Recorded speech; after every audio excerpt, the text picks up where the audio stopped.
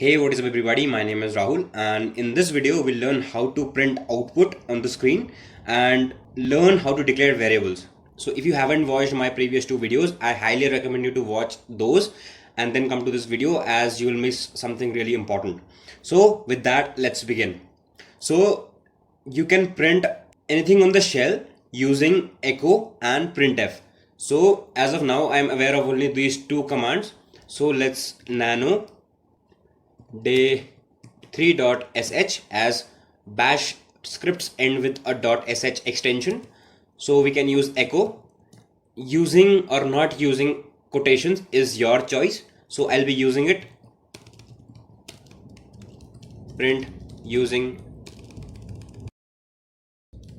echo and printf, printed using printf.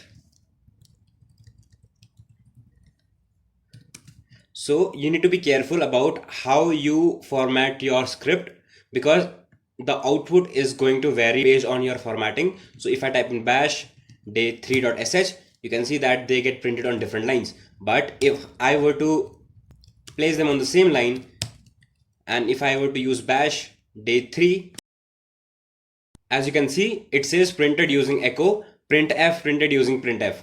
So why did this happen? It happened because it thought that the entire thing was being passed to echo. So it not only printed this, but even this. So you need to be very careful about how you format your query or your string or your instructions. So with that, let's learn how to declare variables and how to use them.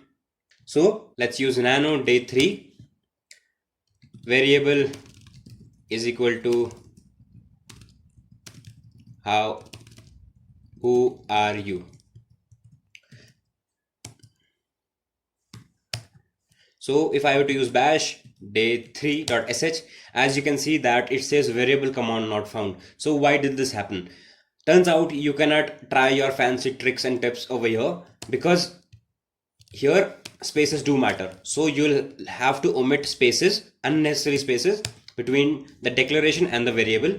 So bash day3.sh, as you can see, it did not throw us any error, so it has been declared. So with that, let's see how we can call it. Simply you can use echo variable. Let's type in bash day3.sh. but what happened over here? This was not what I had declared. So this happened because we typed in echo variable. It did not think that it is actually a variable. It just thought that it had to be printed. So if you have studied PHP, you will probably know that you have to prepend a $sign in front of it, and so happens in bash. So you have to use $sign, and as you can see, the color changes. If I type in Ctrl O, Ctrl X and use bash day3.sh, you can see that it gets printed who are you. So this is how we call our variables. You also can use double quotes. So for example, first echo variable and echo.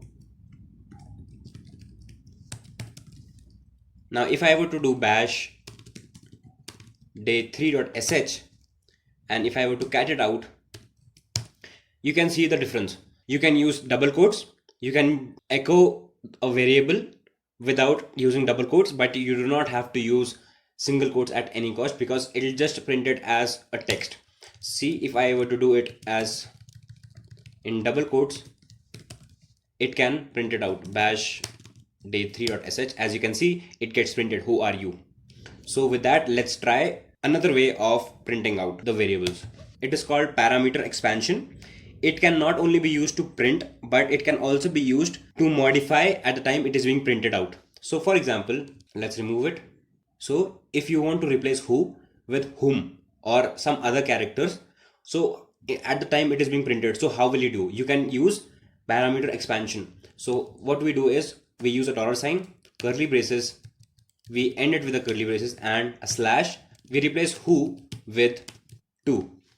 For example, Ctrl O, Ctrl X. Now if I were to use bash day3.sh, as you can see, to ru. So it is modifying the result at the runtime.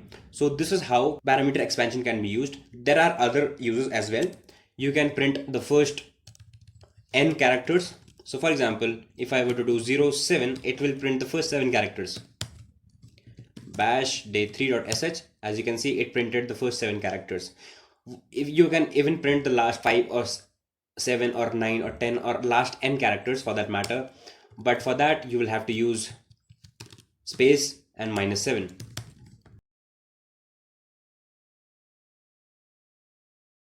As you can see, it gets printed RU. With the help of parameter expansion, you can even find out the length of a variable. So we can use hash before the name of the variable and bash day3.sh. As you can see, it prints the length of the characters or the string in the variable. So thank you guys. This is it for the video. I hope you liked it. If you did like it, please press on the like button and subscribe to my channel. And in the next videos, we'll be talking about substitution of variables, how one variable can be assigned to another variable, and we'll also be talking about arrays. So stay tuned. Thank you.